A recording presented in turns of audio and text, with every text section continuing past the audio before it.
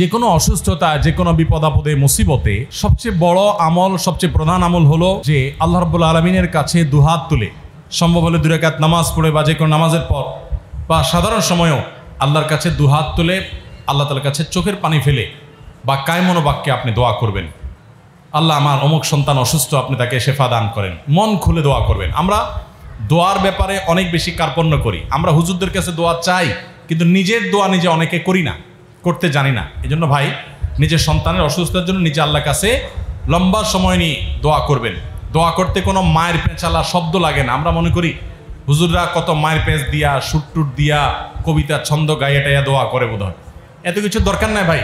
আল্লাহ তাআলা মায়ের পেঁচালা কথা দেখেন না, আল্লাহ দেখেন অন্তরের ব্যথা। আপনি আল্লাহর কাছে আল্লাহর প্রশংসা করে, নবী সাল্লাল্লাহু আলাইহি ওয়াসাল্লাম দুরূদ প্রেরণ করে দুহাত ধরে সাদা মাঠাভাবে বলেন, আল্লাহ আমার মেয়েটাকে সুস্থ করে দেন, আমার কোনো ভুল হলে আমাকে মাফ করে দেন, মেয়েটাকে সুস্থ করে দেন। আল্লাহর কাছে আপনি কায়মনোবাক্যে দোয়া করেন, এটা হবে সবচেয়ে বড় আমল। এর পাশাপাশি স্পেশালি যে কোনো বিপদ আপদ বা কঠিন সময় ইস্তেগফার এবং দুরুদ এবং দোয়া ইউনুস হলো লা ইলাহা ইল্লা আনতা সুবহানাকা ইন্নী কুনতু মিনাজ জালিমিন, আর দুরুদ ইব্রাহিম আল্লাহুম্মা সাল্লি আলা মুহাম্মদ ওয়া আলা আলি মুহাম্মদ, বা যে কোনো দুরুদ। আর ইস্তেগফার আস্তাগফিরুল্লাহাল্লাযী লা ইলাহা ইল্লা হুয়াল হাইয়ুল কাইয়্যুম ওয়া আতুবু ইলাইহি, অথবা আল্লাহুম্মা আনতা রাব্বি লা ইলাহা ইল্লা আনতা, অথবা শুধু আস্তাগফিরুল্লাহ। এই ইস্তেগফার বেশি বেশি করে পড়বেন। তাহলে দুরুদ, ইস্তেগফার, দোয়া ইউনুস, এই তিনটা কন্টিনিউয়াসলি পড়বেন আর আল্লাহর কাছে দুহাত তুলে দোয়া করবেন। ইনশাআল্লাহ আল্লাহ তাআলা শিফা দান করবেন। বিশেষ করে অসুস্থতা হলে, অসুস্থতা থেকে আরোগ্য লাভের জন্য, ব্যথা হলে, জ্বর হলে তার জন্য দোয়া আছে আলাদা। এছাড়া অন্য কোনো অসুস্থতা হলে জেনারেল সাধারণ দোয়া আল্লাহ তাআলার কাছে করবেন। আমরা দোয়া করি আবারও আল্লাহ তাআলা আমাদের ভাইয়ের মেয়েকে পরিপূর্ণ শিফা দান করেন। আমি একজন কলেজের ছাত্র। আমি কোরআন হাদিস ও আব্দুল্লাহ জাহাঙ্গীর স্যারের বই পড়ে আমল করি। এতে সমাজের অনেকে আমাকে ওয়াহাবি, আহলে হাদিস বলে গালি দেয় এবং কোরআন হাদিস পড়তে নিষেধ করে, কারণ এসব নাকি আহলে হাদিসের আমল। এখন আমার করণীয় কি?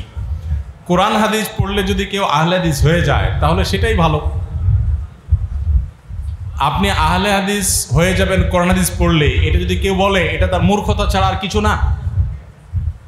কোরআন হাদিস তো শুধু আহলে হাদিসের কেন, এটা সবার না, এটা মুসলমানদের, শুধু মুসলমানদের না, গোটা বিশ্বের সকল মানুষের জন্য।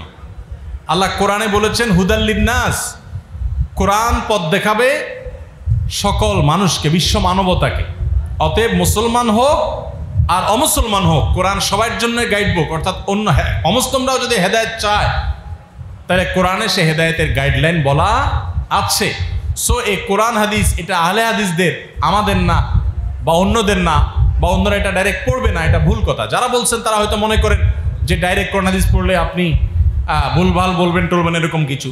কোরআন হাদিস আপনি নিজে নিজে তো আর পড়বেন না, নিশ্চয়ই কোনো আলিম, কোনো উস্তাজ, কারো সহযোগিতা নেবেন। কারণ আপনি কোরআন বোঝার জন্য, হাদিস বোঝার জন্য আপনার একজন পরামর্শক বা একাধিক পরামর্শক বা উস্তাজ, তাদের গাইডেন্স আপনার জন্য খুবই গুরুত্বপূর্ণ, সেটা আপনার মাথায় রাখতে হবে। কিন্তু কোরআন হাদিস আমাদেরকে পড়তেই হবে, কোরআন হাদিস পড়ার কোনো বিকল্প নাই।